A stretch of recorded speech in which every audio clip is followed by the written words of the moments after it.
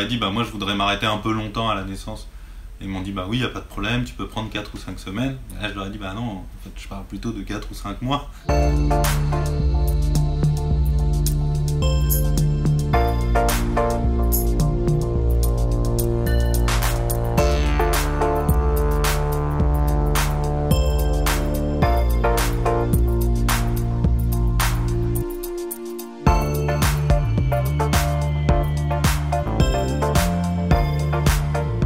Moi j'ai eu de la chance, c'est que mon employeur il a très bien réagi, il a tout fait pour me faciliter les choses.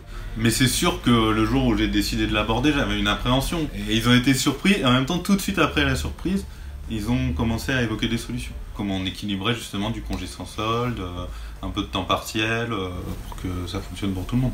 Malheureusement je pense pas que ça se passe de la même manière avec tous les employeurs.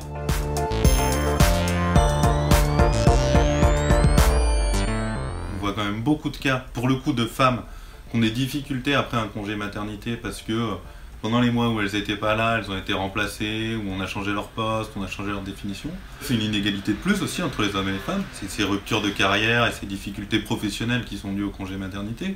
Et du coup, je pense qu'il y a beaucoup d'hommes qui le craignent et qui veulent éviter ces difficultés-là. Et qui de fait ne prennent pas de congé, pas pour des raisons financières ou pour des raisons idéologiques, mais pour des raisons professionnelles. S'il devient obligatoire pour un homme de s'arrêter pour s'occuper un peu de ses enfants, ça permettra aussi que la maternité ne soit pas vraiment une césure dans ta carrière en tant que femme. Donc la première étape, ce serait ça. Et puis bien sûr qu'il soit plus long pour véritablement que les hommes sachent aussi s'occuper de leurs enfants, que ce ne soit pas dévolu qu'aux femmes.